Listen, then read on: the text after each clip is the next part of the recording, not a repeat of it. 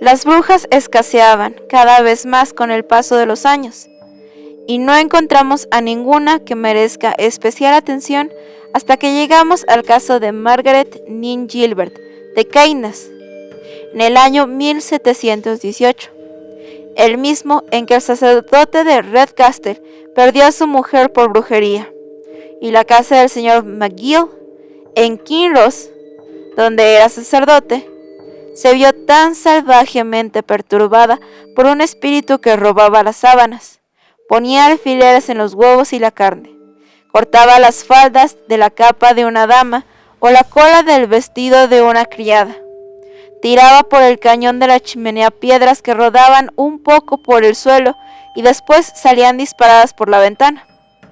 Tiró al fuego la Biblia del sacerdote, echaba a perder los pasteles y, en definitiva, hacía toda clase de diabluras sin sentido para atormentar a la familia y desafiar a Dios. Si era capaz de hacer cosas así en plena luz del día, ¿acaso no quedaban probados los poderes sobrenaturales de Margaret Nin Gilbert?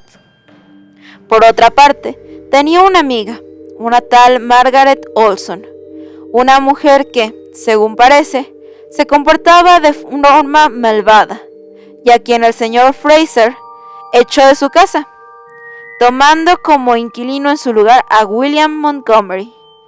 A raíz de este incidente, Margaret Olson fue a hablar con su amiga Nin Gilbert, la afamada bruja, y le rogó que castigase al señor Fraser.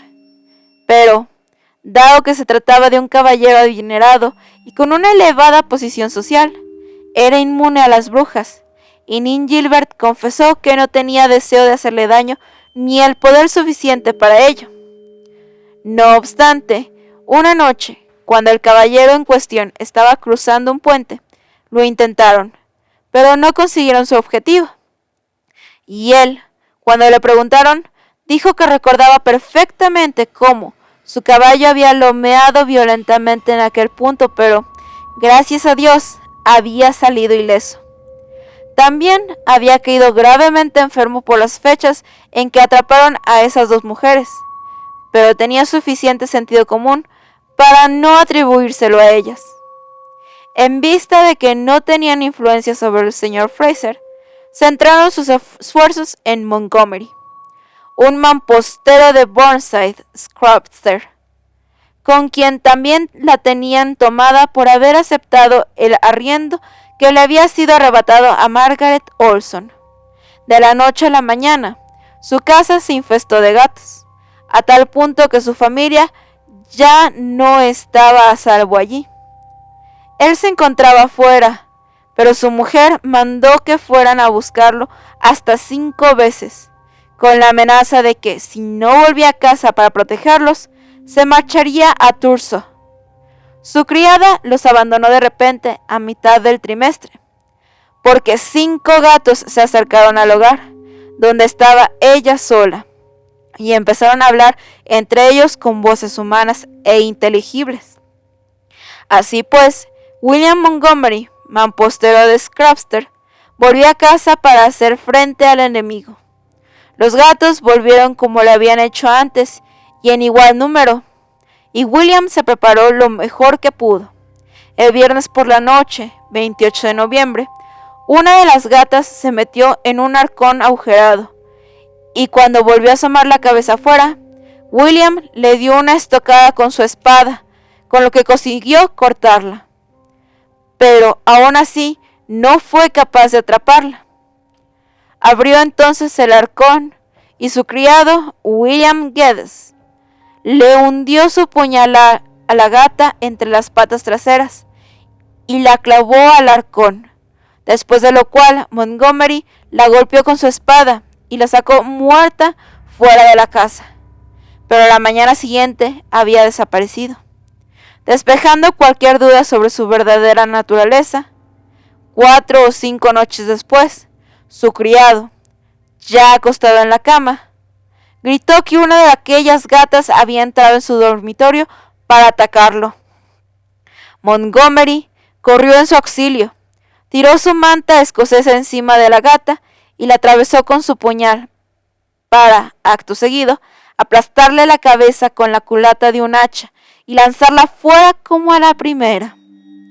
A la mañana siguiente también ésta había desaparecido, lo que suponía prueba suficiente para abrir otro caso. Así pues, dado que ninguna de aquellas gatas era del vecindario y se habían juntado 9 en una sola noche, y, teniendo toda la apariencia de brujería, y habiendo amenazado con que aquello no debía continuar en su casa, William Montgomery le pidió al juez suplente de Caithness que le hiciese una visita a cierta persona de mala reputación, que había enfermado inmediatamente después del incidente referido, con el fin de comprobar si tenía alguna herida en el cuerpo o no. Puesto que este relato resultaba desde el principio sumamente disparatado y fabuloso, el juez en modo alguno pudo tomarlo en consideración. Pero cuando, el 12 de febrero, un vecino vio cómo a Margaret Gilbert se le caía media pierna en la misma puerta de su casa, y teniendo en cuenta su fama de bruja, así como el aspecto negro y putrefacto de la pierna, se le hizo comparecer ante el juez suplente, no ante el principal, el conde de Caithness, quien tal vez habría actuado con más sentido común. Y este ordenó que se detuviese a Nin Gilbert y se la interrogase. Margaret despachó el asunto con rapidez. Cuando fue interrogada el 8 de febrero de 1719, confesó que estaba aliada con el diablo, a quien se había encontrado hacía mucho tiempo en forma de hombre negro mientras caminaba una tarde. Dijo que también se le aparecía a veces en forma de caballo negro y otras montando en uno, así como en forma de nube negra o de gallina negra. Confesó además que estaba en casa de William Montgomery la tarde en que la atacó, y que él le cortó una pierna con el puñal o el hacha, a consecuencia de lo cual se le había separado del resto del cuerpo. También dijo que había estado allí con ella Margaret Olson, quien, poseedora de una fuerza superior a la suya, la había lanzado contra el puñal cuando tenía la pierna gravemente herida.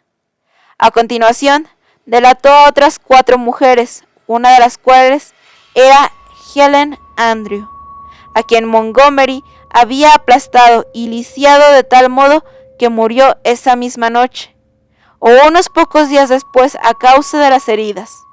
Y otra, Em Huistan, se arrojó al mar desde los acantilados de Boronstone y no se ha vuelto a saber de ella. A una tercera, Janet Piper, la identificó con la combinación roja que llevaba una puesta. Cuando le preguntaron cómo se las había arreglado para que no las descubriesen, respondió que el diablo levantó una neblina para ocultarlas. No bien terminó su confesión, se detuvo a sus compinches, y ella murió en prisión al cabo de 2 semanas. Se interrogó entonces a Margaret Olson. Le examinaron los hombros en busca de marcas de bruja, donde había varios lunares, unos rojos y otros azulados. Al clavarle una aguja con gran fuerza, casi hasta el fondo, no sintió nada, como pueden atestiguar el señor Inés y el señor Oswald, sacerdote, y varios hombres honrados, además de Bailey Forbes. Por otra parte, mientras tenía la aguja clavada en el hombro, preguntó: ¿no soy una mujer honrada ahora?